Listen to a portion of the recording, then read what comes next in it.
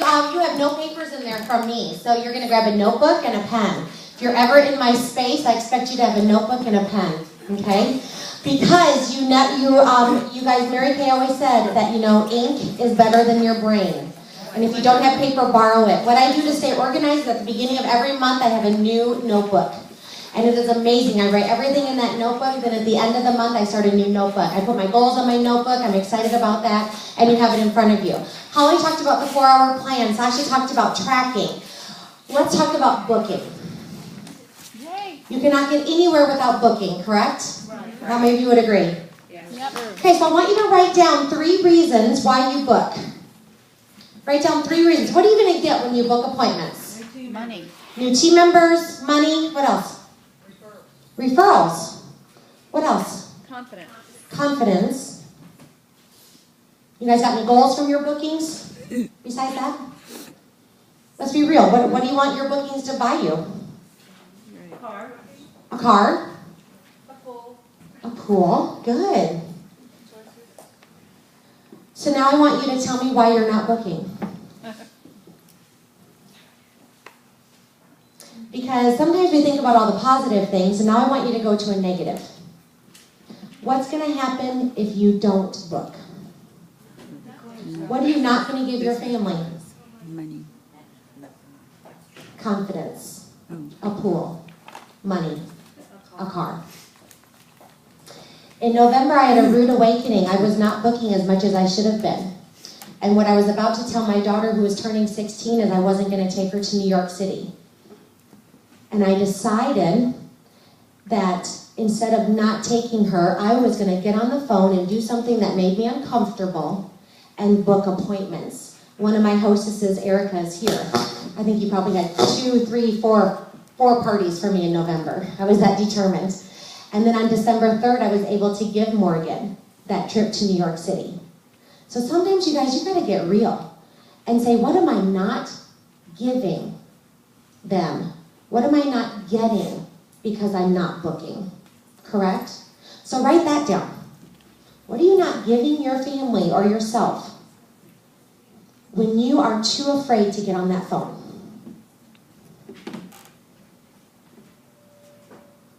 And what I want you to think about, you guys, Mary Kay would say, put a $20 bill on your phone.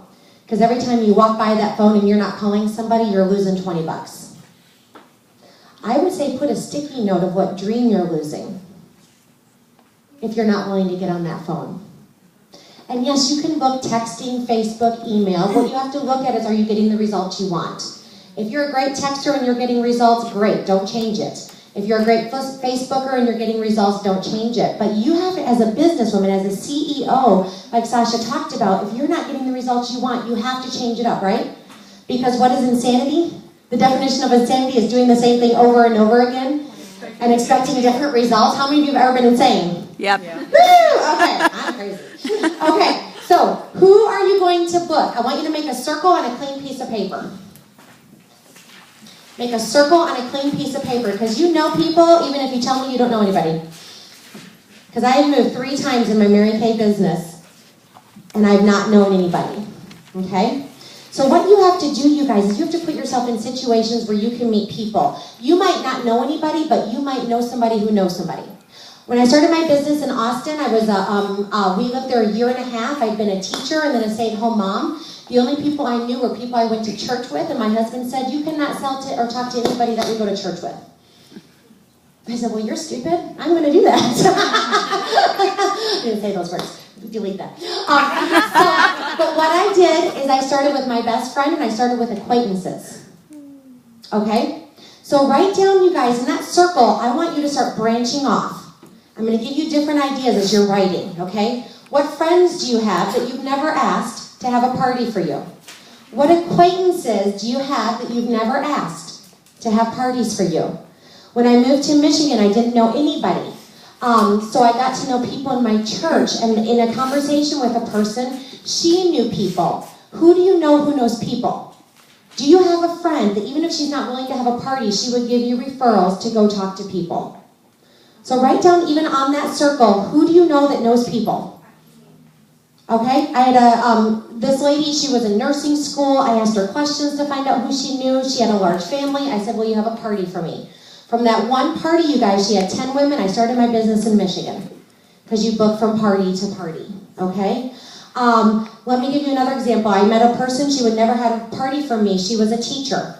So this month is Valentine's Day. She works in a school, right? They have teachers' lounges. I put together a little basket. There's one out there on display in the hallway if you want to look at it. And she did a basket drawing Valentine's Day for all the teachers. So even though Laura would not have a party for me, I thought in my brain, how can I utilize her to help me grow my business?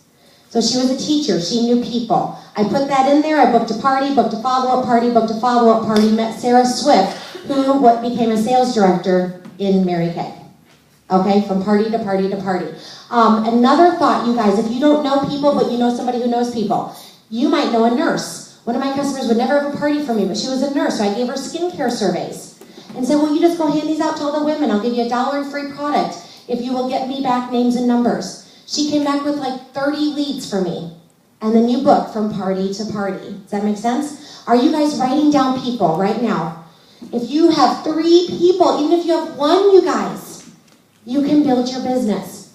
You can network. You can do customer appreciations at restaurants for Valentine's Day, for Red Awareness Month, you know, whatever you want to do. But the key is, like Holly talked about, we're going to give you all these ideas, and if you sit on them, you are not going to give your family what you said you wanted to give them. Okay?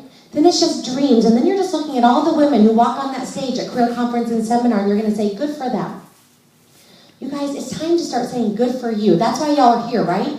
It's okay to say good for me. All right? It's not a selfish thing, because like my sister says it, when you have a goal with a deadline, you're going to bless other people along the way. And you guys, if you don't have a goal with a deadline, who are you blessing?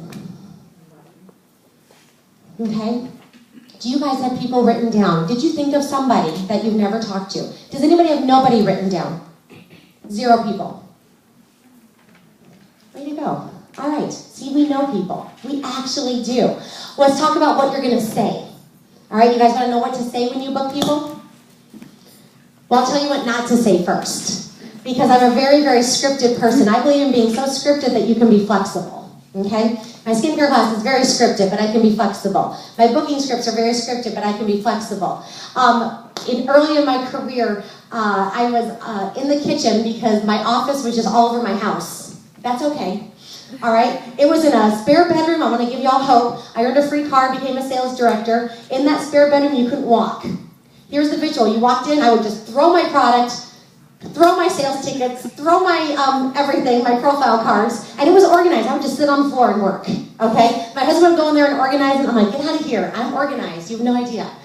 Okay, so I had that spare bedroom, I had the floor in the living room, and I had the kitchen table. How many of your offices look like that? Yay! Go earn a car! Okay, you can work in chaos if you choose to. So I was sitting in the kitchen. My husband's in the living room. Some of you guys have heard this story. He was on a leather chair. I just remember it vividly. I'm on the phone. I'm calling referrals. No script in front of me. No script.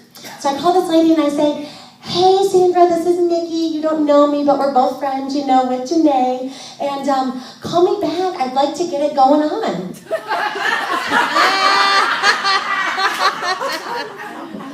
I saw my husband fall off the chair in the living room, fall over, and he's like, did you just ask a woman to get it going on?